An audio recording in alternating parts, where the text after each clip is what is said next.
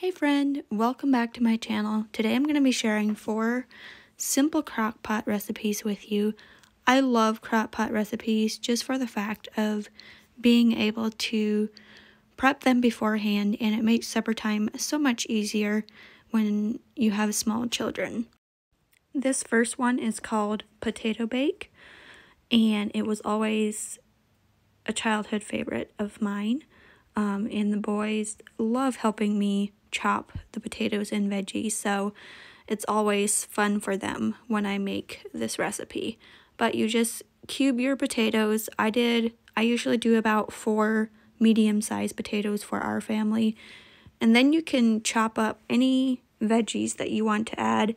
I did carrots, peppers, and some frozen peas. You could also do mushrooms, basically whatever veggie you want.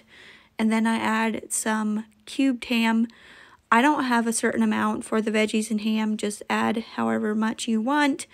Then my favorite seasonings to put on it is seasoned salt, regular salt, and then some lemon pepper.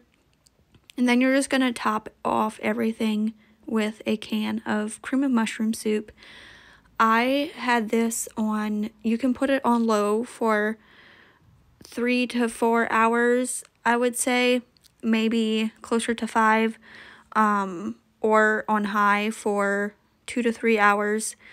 I put this together probably about 2 o'clock in the afternoon, and we usually eat supper around 6 o'clock. So, yeah, super simple. You could also do this in a pan in the oven.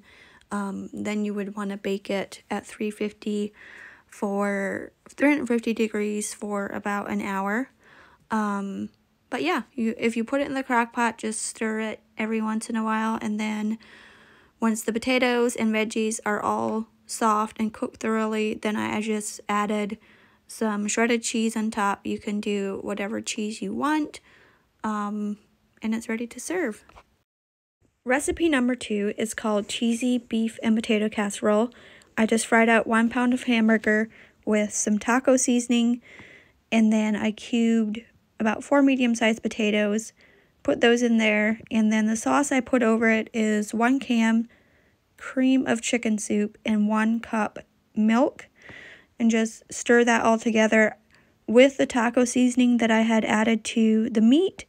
I felt like it gave great flavor, so I didn't add any more seasonings. If you wanted to add more, you can totally do that. And then just have it on low for 5 to 6 hours probably, or on high for 2 to 3 hours. And you could serve it with a side of veggies.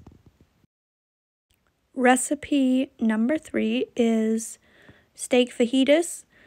I used beef chunks this time around because normally I like to do like shaved beef steak, but they did not have it where I went grocery shopping, so I just went with the beef chunks instead.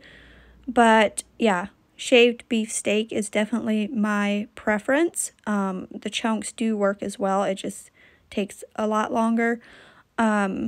So this, I just had the beef chunks, I added some peppers and onions, and then topped it off with some seasonings. This I had on low for most of the day. Probably put it in around 10 o'clock.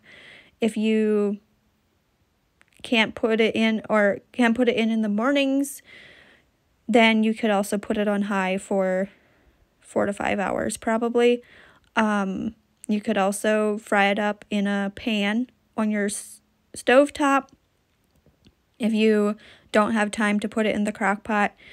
But we just put this into wraps then. We did sour cream, lettuce, shredded cheese. You can add anything you want to it. But this is also a great meal that you could make ahead. You could make your steak with your peppers and onions and keep it in the fridge and just reheat it whenever you want to wrap.